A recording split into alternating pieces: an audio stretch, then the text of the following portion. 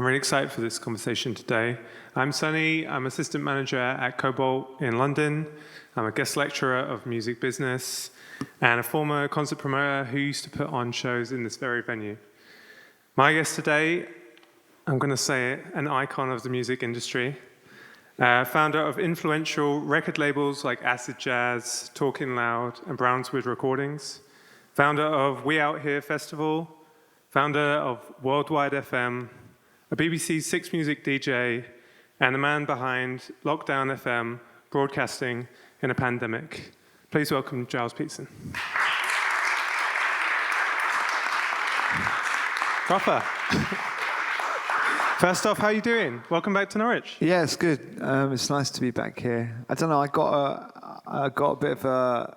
I always get a little bit of nostalgia when I come to Norwich, because when I first used to come to this part of the world, it would be to go to Great Yarmouth for the Soul Weekenders at Caister and stuff like that. So maybe we passed by here. Then I did a few gigs here every now and again in the intervening years. I was here about 3 years ago, I think.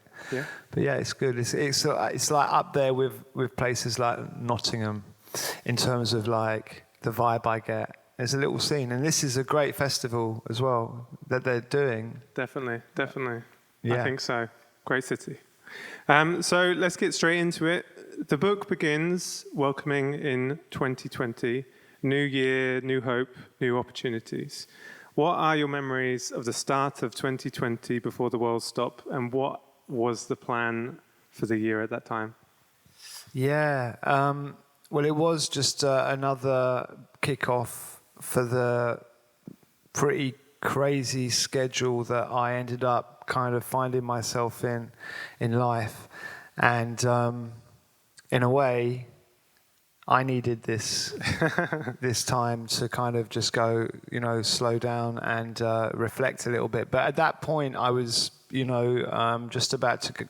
What I always did at the beginning of every year is I'd do a thing called the Worldwide Awards, which was a big event in London, which was a way to kind of celebrate the movement and the scene that I've been sort of championing for years.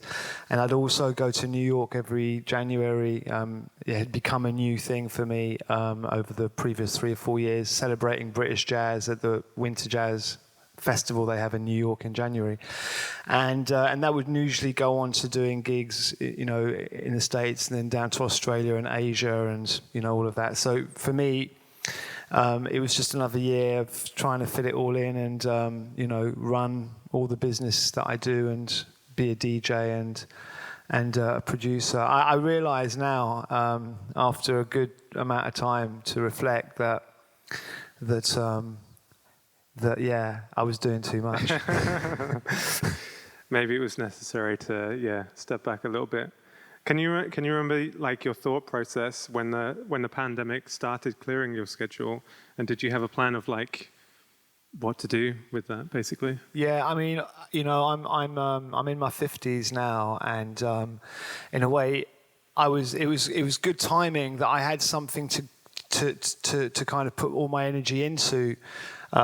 Which was, I set up a online radio station 4 years previously called Worldwide FM, and it was something that I did as a kind of in parallel to what I was doing as a broadcaster on the BBC. But I felt that the movement and the scene and the community needed, another sort of platform really that could really celebrate it and bring young people through and celebrate the past and the icons. So that's why I set up Worldwide FM.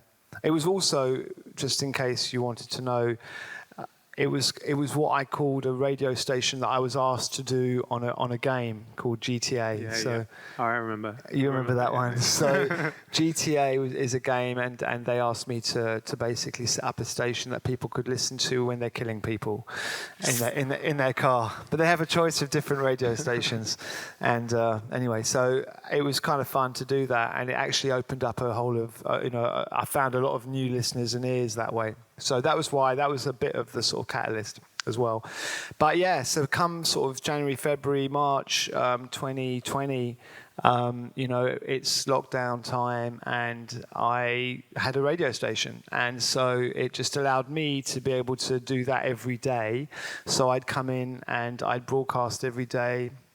I have a studio very close to where I live in North London, and so I'd walk across the park and I'd go into the studio with my two boys, my sons, who are one of them was just finishing off his university degree, so he was doing his final bits, and my other son was just finishing off his A-levels. So we basically found ourselves every day going to the studio, and my younger one would help me, and I'd basically do a show every day and in the morning, and then at the weekend I'd do BBC Six, which at this point now, no one was broadcasting live, apart from me. So they basically, I think I was the only one who was broadcasting live from the London studio. So it was really weird just going into town and being allowed in. And obviously I couldn't have any. My producer had to be in a different room, and it was really sort of lots of protocol and stuff. But that was mad, and they asked me to do 4 hours as well for that time. So basically, that first lockdown, I was on pretty much every day, and it was just a very different. This is why, obviously, the book came about, because it kind of became this sort of diary of a very sort of, obviously this crazy time, but it was also there to kind of almost reflect on all the people we were losing, because a lot of what I do as a broadcaster and as a music broadcaster is really celebrating the legacy artists as much as it is, the new. And obviously, while this is happening every day, there was a different jazz legend dying. So this book's very much about sort of remembering those that went, and the radio show was very much about that. I mean, that's one of the narratives that you get in the book. Yeah, definitely. I think Lockdown FM is part diary, part scrapbook, part love letter to music and its community. How did the idea initially come about at that time? Well, I suppose I've been talking to various publishers over the last few years about different things, and I couldn't really get my head around doing a memoir in a way. Certainly not a memoir that, people knock out, because that I find quite kind of dull in a way. And so I wanted to do something that was a little bit more abstract, or a little bit more, just sort of different. And I was kind of looking for that. And in a way, this little concentrated few months really allowed me to kind of look into what it is that, drives me in a concentrated way. And so, that's basically, what was the question? Like how the idea initially came about, and I guess well, because it was you, Paul, and Hugh, I guess, how did you kind of piece it together, I guess, because there's a lot of depth there, there's a lot to it. So the other bit about the book really is another topic that people talk a lot about, certainly in the last few years a lot more, is curation, and sort of the curator versus the algorithm in a way. And so this is a book which kind of allowed me to be able to really get into my curation as a broadcaster and as a selector. So as I'm doing all these shows, and every show is different, and every show is kind of hand-drawn, shall we say, I was like getting all this stuff together, and I was like, this is really, for myself, this is interesting. And so when I travel, it's a very self-indulgent thing. And it was like when I travel to various places sometimes, and I kind of I've got a bit of time off when I'm touring, and I'll go into bookshops or record shops. And especially when you go to places like Japan, there'll be books on really super specialist subjects. There'll just be books on, abstract, independent jazz labels from Chicago in black and white with just lists. And I love those sort of books. So I was kind of like, I really want to kind of, have the lists as part of this. So there's a sort of, kind of more academic side of that book in a way, for people who are really like nerdy about it. But then to flip that, I wanted to, have the sort of diary side of things, how I kind of, I navigate social media in a way. I worked with a photographer who's a brilliant producer called Dobie, who was a member of Soul to Soul, a really important London posse producer. And throughout the whole of lockdown, he was just running about with his camera, taking pictures and stuff. And so I saw him, and his work was brilliant. So it really went well with the book. And as a sort of editor, obviously I can't, doing something like this, you need your team. And again, down the road lives Paul Bradshaw, who is he used to work at the NME, and he set up a magazine a few years ago called Straight No Chaser, which is a really important, influential magazine for the new jazz scene and for this type of philosophy. And so he was around. So I said, look, can you kind of edit this? And then we got a brilliant designer called Hugh, to basically, make it look interesting. And so I just threw all these, images, thoughts, posts, lists together. And this book actually was 1,000 pages long. We hadn't, because what are we? We're October now. And so October 2020, wow. A year ago, we were 1,000 pages, and we were desperately trying to get it ready for Christmas, and it didn't happen. But we cut it down, Man. And it came out in March. Yeah, I think Debbie's photos are incredible throughout the book of London in lockdown, and I think it actually feels almost like therapy going through the book, making sense of that time, the collective loneliness, but also the connection and community that music brings. Do you think putting the book together kind of helped you process lockdown and the pandemic? Yeah, for me, definitely. It was kind of weird when you do something like this, because you put so much of your energy into it that, when it's done, it's a bit of it's an amazing relief, and then but then there's a kind of big gap in your life, And for me, actually, weirdly enough, obviously, as the book came out, the world started opening up a bit more, so I could start focusing more on the other projects that I'm doing. But I'm really glad we did it, because it was something that if we had been going through a publisher, it would never have been as pure as it's become.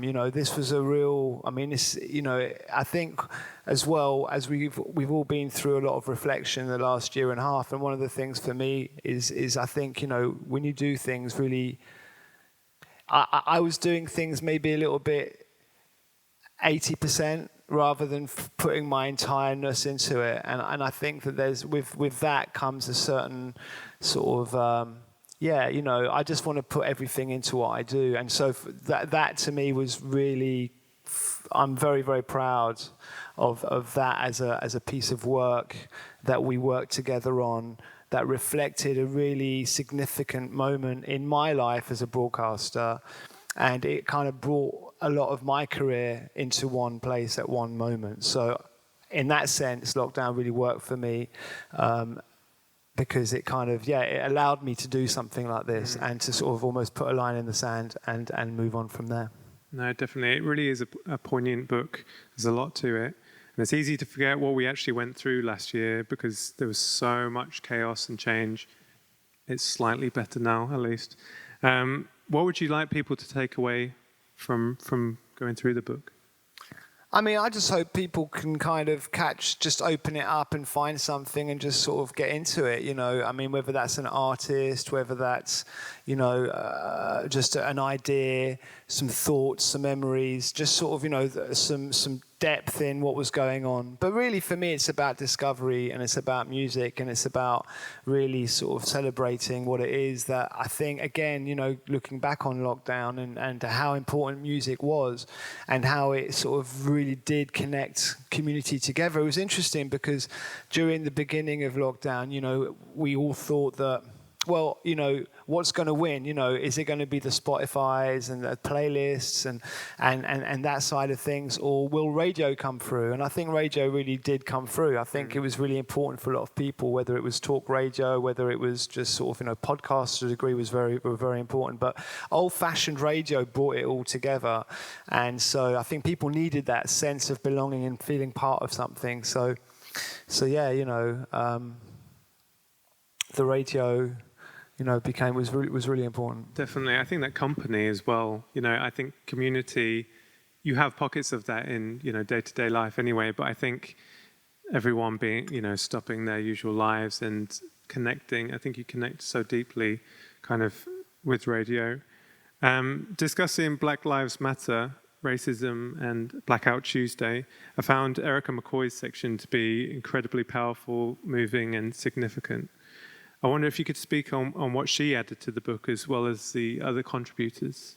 Yeah, I mean, again, it was really important for me to sort of represent what was going on at Worldwide FM and some of the people who have come through that particular platform. But, lockdown and the first sort of wave of the pandemic was pretty traumatic for a lot of people. And then, as a broadcaster, when the whole George Floyd stuff happened and the whole, you've been talking about it today, with the anti-racist situation and the Black Lives Matter, for me as a broadcaster, it put me under a big spotlight as well, because the fact of the music, but the fact that the music that I play is predominantly black music, and so it was a really interesting time to navigate.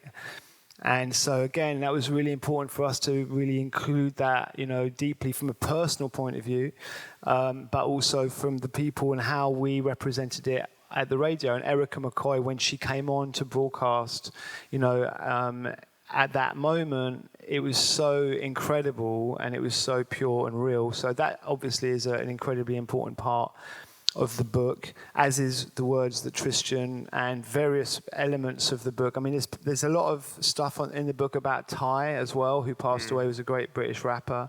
And so it all kind of tied in with the fact that there was so many issues relating to, just society, Black Lives Matter. So a lot of that is also in this book. I thought that was really important. But personally, for me, it was, again, a very interesting time to be playing, that music, a lot of questions, and to really deal with it and not to hide, really.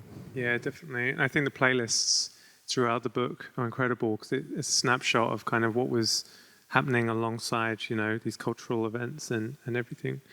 Before I continue, I will be opening up questions to the audience shortly, so get thinking on what you might want to ask Giles on Lockdown FM, We Out Here Festival, or any other project or experience he's been in. We both share a love of the collective Salt, who appear in the book.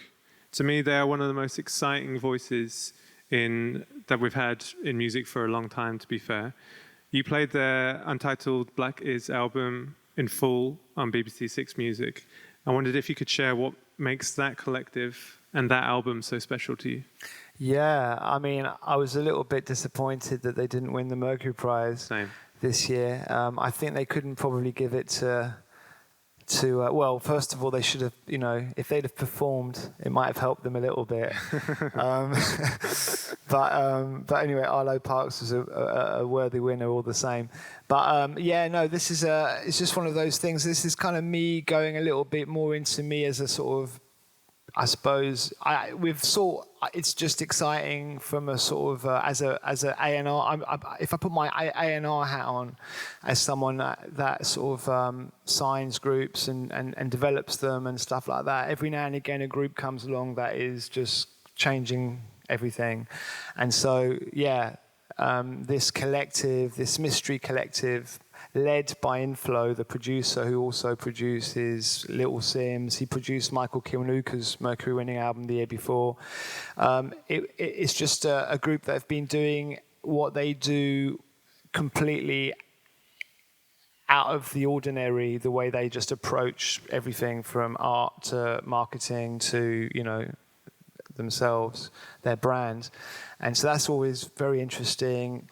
How I discovered them was really not through the normal means. You had to go and find the record in the shops. It wasn't something that was suddenly hype overnight. They spent like 2-3 years putting records out. And so it got to the stage where, you ask people that you thought knew a lot about music, have you heard of Salt? And they would not even have heard of them. So it wasn't kind of like, it didn't have that Kendrick Lamar kind of Black Midi kind of whatever it is moment. They were just like a real discovery for, at a time when things are difficult, once something's discovered, everyone knows about it.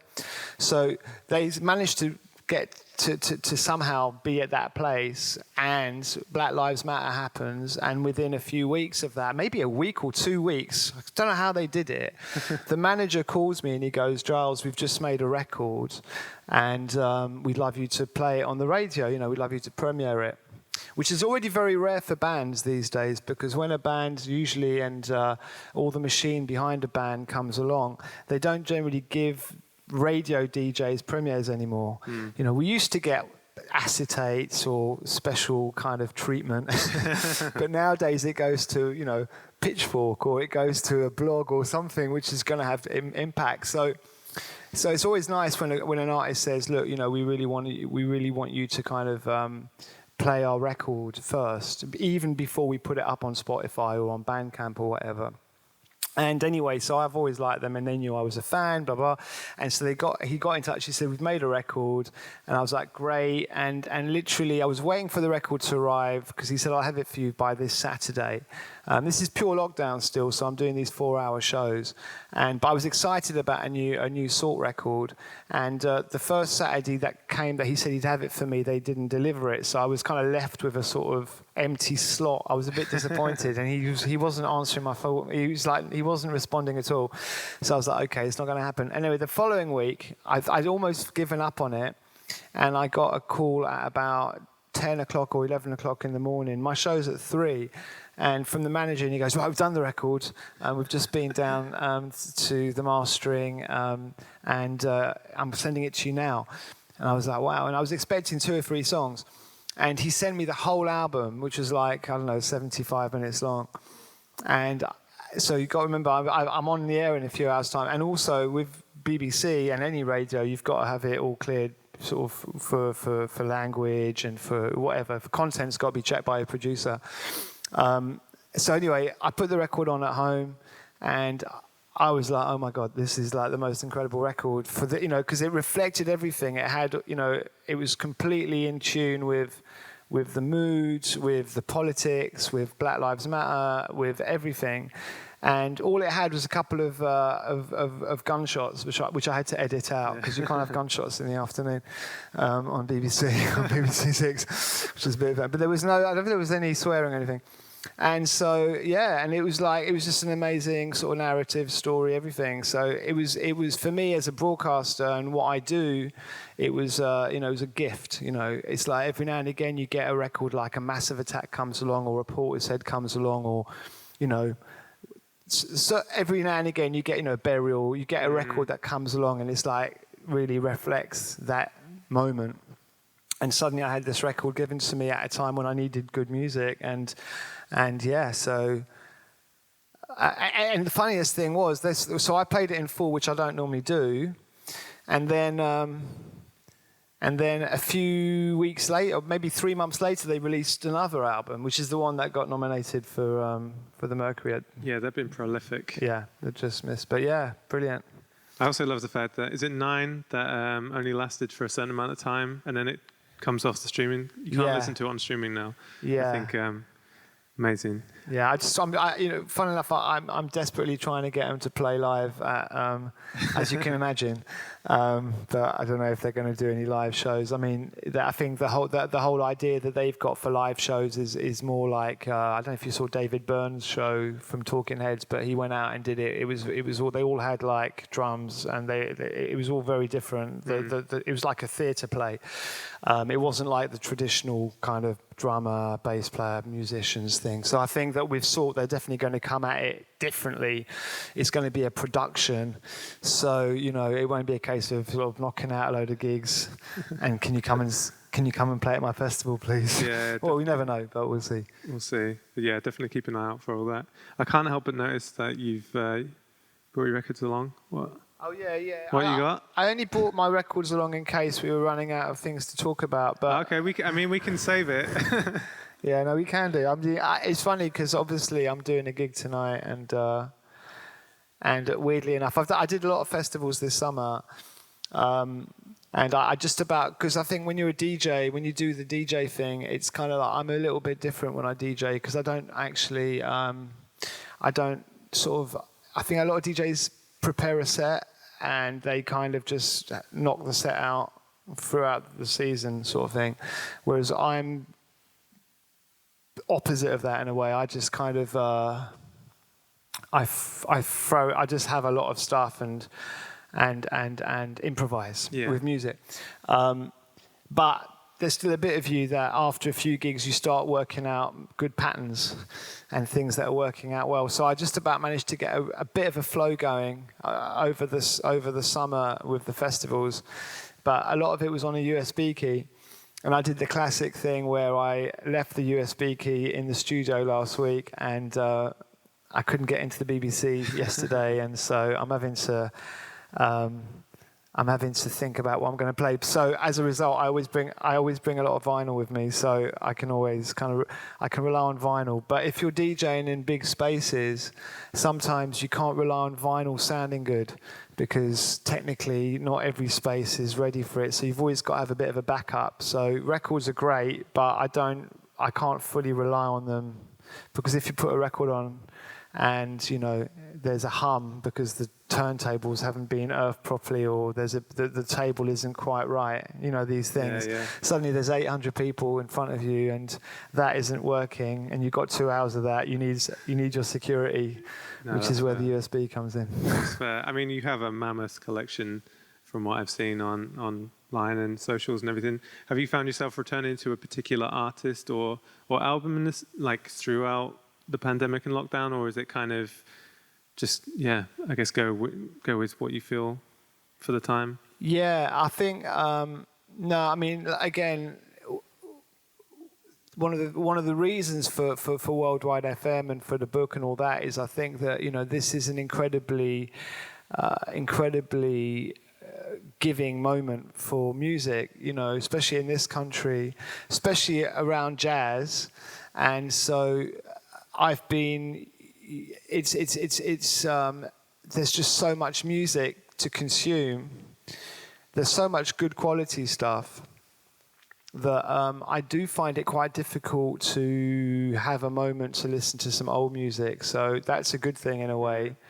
I think more than anything, I just think that during lockdown and during that time of listening to music, it was just like we had more time to listen to music, and there was a nostalgic side to things, which was great. I mean, like, funnily enough, yes, this week there was a show on Worldwide FM which was celebrating an album that came out 30 years ago on a label that I put out called Road to Freedom by the Young Disciples. It was the record that I'm trying to remember the band that won it, but they were the first Mercury Prize. They should have won the first Mercury Prize, but they kind of came second. But it's funny because the Young Disciples record is a record that I have listened back to, and that's what lockdown kind of gave me. It gave me the chance to kind of look back and listen back to those sort of things, and so that was the record. I'll probably play a bit of that tonight. That's good. In another interview, you said a big part of being a broadcaster during this time was including, supporting, and encouraging the younger generations, the new generations of music makers who didn't have gigs, didn't have an outlet necessarily to be able to get their music heard or played. So I wanted to mention Future Bubblers, an incredible project of talent discovery and development in collaboration with Arts Council England, and we had Adrian on the panel earlier. Now in its 6th year, what can you tell me about Future Bubblers and its successes? I mean, that's been really brilliant for us. I mean, we've been working on that, as you say, for 6 years, and again, it just kind of just tells you how important music is for people as a means to sort of, build the community, work on themselves, and it's a great industry. and I think. But it's a complicated industry, and there's so much music, and it's like, how do you get the mentor? How do you get the direction? So for us, it was really important to be able to kind of, put a lot of our energy and time into that, and focus on different parts of the country, whether it's Nottingham or Manchester or Hull. And out of that, every year we have like a dozen or so artists that come through, and they end up having an event when they all perform, and they all have different mentors, and then we put all those artists onto an album called Future Bubblers, which we're up to volume 6 or 7 now. And yeah, there's been some amazing successes, people like, Kayla Painter, people like Yasmin Lacey, people like Skinny Palembe. There's a lot. I mean, for me, as a again, putting my A&R hat on, it's almost like great A&R, because you just get a chance to really listen to stuff, and it puts me into that space. But equally, I don't really want to sign all the stuff, because it just feels like it's a bit too sort of close. So it's really important for them just to grow. But it's been a really great project, as has been what we've been doing with the PRS Foundation and the Steve Reed Foundation, which has been quite an important source to kind of, again, work with up-and-coming musicians, mainly jazz, people like Sarathi Korwar, people like Moses Boyd, Nubaya Garcia, and working alongside people like Floating Points and Fortet, who are mentors and part of that as well. So I think it's really important. Again, that's another thing that, I've been trying to do more of, which is to kind of, make sure that it's a bit of a lesson for. I got this more from sort of just the way American jazz artists. I was always curious why people like Donald Byrd or Cecil Taylor, great icons of jazz, they were still teaching, even though they were megastars. And so they basically, part of their sort of circuit was, you get given and you give back, and whatever it is that's going on in your life. I think Tomorrow's Warriors is a great example of that as well, which is a great sort of community collective set up and run by Gary Crosby, and had funding, hasn't got funding anymore, or maybe they're getting it again a bit, but it's a very difficult sort of it's been very difficult for them to survive. But the amount the jazz movement that's going on now in live music, whether it's the Sons of Kemet, or whether it's what Nubaya's doing, or Joe Armand-Jones, all of this, there's so much of it. They are all thankful to Tomorrow's Warriors, because Tomorrow's Warriors gave them that platform, that space, that safe space for them to be able to go and get taught about this music. They couldn't get it anywhere else. And now people like Nubaya talk to her, and she'll go back and teach herself. So I think it's really important. And yeah. It's really important to pass it on. And I think we're in such a good, there's so much good jazz music coming through at the moment. I'm going to open up to the audience if anyone has any questions. Sure. I feel as though for a lot of young musicians, lockdown was sort of a turning point in terms of their creative process. How would you say that lockdown has changed the way you're consuming products from new and upcoming artists, and how do you support them? I'm just very aware that I have, especially on the BBC, I've got quite an important show which can kind of reach a lot of people, and can really, at a time when radio consumption is so confusing now, because there's just the way people listen is different to what it was. But having said that, being on Six Music for me is still really important, and I can feel lots of people are listening, and with that comes the responsibility for me to make sure that I'm listening, and I'm encouraging and supporting the musicians and the music that's being made. So I think again there's probably not enough broadcasters in important positions in the UK that actually do that. I think the sort of the days of I'm a child of John Peel, who actually was from close to here, and I was lucky enough to be able to go on after him when I first started at Radio 1. and just sort of, just the attention to detail and how he listened to everything and responded to everything was incredible. I'm not good like that. I can't write back to everyone who sends me a file. But I do listen to as much as I possibly can, and I try and play as much as I can. So I think it's important. I think that's a role that we have as broadcasters. I think the BBC needs to think about that even more, because it's a service that mustn't be completely dominated by commercial gain or having to compete against the sort of lowest common denominator. And I think that line between sort of pushing art and but not kind of making it elite is the key. So again, for me, being on the BBC on a Saturday afternoon, playing, a new track from Imogen Thackeray next to, some house, next to some old sort of Robert Wyatt records, and trying to make sense of it all, it's a privilege for me to be able to do that, because most of the shows are playlisted, and they don't give a lot of freedom for the broadcaster to curate. So I hope they can do more of that. I think that's what Six Music's about. It should be about that, all the way for me, and I hope it doesn't get dumbed down. But equally, there's a lot of different sort of people to look after, and what is specialist to someone is mainstream to someone else. So the actual, to have that perfect balance is difficult. But certainly from my point of view, anyway, I'm listening as much as I possibly can. Thanks for that. Any more? Sure. One of the things that's come out when I've been listening to you is that, I've listened to you play and the music you promoted over decades. You can tell by the grey hair. So. But I love the music you play, and I love that world of music.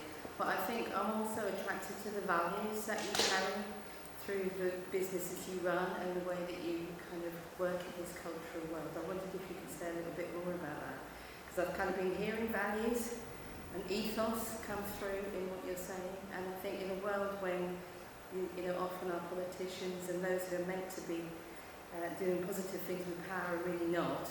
I think the roles that people like yourself and who've got businesses and power can play are so important in communicating because it communicates to me, as well as loving the music, I love the worlds that you create, if you like, and I want to live in that kind of world. If that makes sense. Yeah, well, thank you. It's certainly been an interesting time to be running business and to wonder what you're doing it for. When you start running businesses, whether it's radio stations or record labels, you still got to make a living, and you need to make it work. A lot of people want different things out of it. So that for me actually has been quite difficult of late, because just balancing it all together, you need a really great team. And I've got a brilliant partner called Simon Goff, who he runs the record label and the radio station with me, and he was a manager for many years. He used to manage people like Shut Up and Dance and Ronnie Size Represent and the Basement Jacks. So he's got a really good history in kind of the music industry. But yeah, we've always been about diversity. We've always been about, for us it's just a natural thing. It's how we grew up and were brought up, and how we've approached, the scene and the music that we play. It's all about that, always has been. And it's a shock when you realize that the world isn't the same way. And so for us, it's just a case of, I think community is really important now. I think one of the things post-lockdown is, individualism and Instagram influencers and all of that stuff being about you. I think that with that has come an awful lot of mental health issues, and I think that music and community are really, really important. And out of that comes goodness and change. And I think that's really what we're about. And that's really why I wanted to set up this radio platform, because I thought it was really important to find a place where I could guide and mentor myself with my team, people who've had experience, but also, really find a space where new energy and talent can grow before getting to, places like the BBC or bigger commercial companies and PR, whatever it is, production companies. I thought it was really important because when I was like 17, 18, 19, I wanted to be on the radio. And so I ended up being on pirate radio, and I was lucky to get on pirate radio, even though I needed to. The only way they let me on was because I used to put the aerials up. So I was useful. But in the end, they gave me a show, and it was only by doing radio that I kind of saw a bigger picture, and you learn, and it's all about like just finding out more about yourself. So for me, being able to have a place that people can come and do radio. And radio is amazing. It's amazing because, you learn about communication, you learn about interaction, you connect, you interview people, you really understand the thread of music. And that's a beautiful thing, which you can, which is of use. So, yeah, that's really what we're doing. I hopefully we can, keep doing it. I think that the fruits of the work are coming through, certainly in the music. I think that, it's been an incredibly, as I said earlier on, positive time for British music. But also, for me, the thing is, I have an international approach. I've been lucky enough to be traveling as a DJ, exporting what's going on here. Since I was 18, 19, I had residencies in Paris, and I was in Vienna and in Germany a lot, and then in Japan. And what I found was that people wanted me to bring this kind of Britishness in the approach to my music. But I'd go there and I'd learn about their thing. And so suddenly, I was finding out about, all this, the way France, Paris radio is different to London radio, how black music was treated differently in France, how it was less, actually, it was more mixed, it was more eclectic. I learned a lot about that, how you could sort of live in the same musical kind of box. It didn't have to be separated. So, you learn a lot from going other places. I really learned about the aesthetic of just sort of retail and how to present music by going to Japan, just the way they actually present stuff, and then bring that back here. So it's all about exchange, and bringing through the new, and bringing through, because another thing, which I think is really important when you're working in music or in art, anything like that, the moment you think you know it all, it's all over. And we all think we know it all when we're 25, 35, 45, but you never do. And you need to get the energy source. And that's why you've got to bring in, people all the time and never sleep really, because there'll always be something new coming through.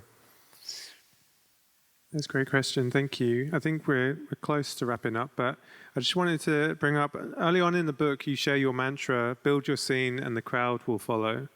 As someone who has created, developed and grown so many cultural gems over the years, what advice would you give to anyone who wants to start building their scene, basically? That's it. I mean, just we're all here together, and it's just, I think we have the tools to be able to, to build what we believe in. And as I said, it's community and first gig I did, I organised a coach trip. I didn't know 50 people. But I managed to find 50 people who'd come all the way to Southgate from South London and support me as a DJ. I can't remember how I got them on the bus, but that's how I got the gig. I said to the people at the Royalty in Southgate, which was a great club at the time. Froggy used to DJ there. I said, give me a gig, and I'll bring you 50 people. And so I got the coach up there, and that's how I got myself, onto a higher level stage, and out of that, comes the scene, I suppose. That's amazing. How are we doing for time? Okay. Well, good to know. Before I wrap up, where can people pick up a copy of Lockdown FM? Well, the good news is that the first run sold out, and we're just doing a second edition for Christmas. But they should be coming in soon. Amazingly, we're doing another, and it's strictly independent as well. It's fully independent. But there's a few books outside, so if you want one of the first edition, you can get them there, and I'll sign it for you if you want. But I don't know, Rachel's outside. If anybody wants one, I'll be outside in a minute. Amazing. Make sure you visit Rachel outside and pick up a copy. It really is a must-have for any music fan. And all that is left to say is thanks so much for Wild Paths for putting this together. It really is an incredible festival. Thank you to all the audience for your questions and your attention. And please join me in showing your thanks and appreciation for the brilliant Gilles Peterson.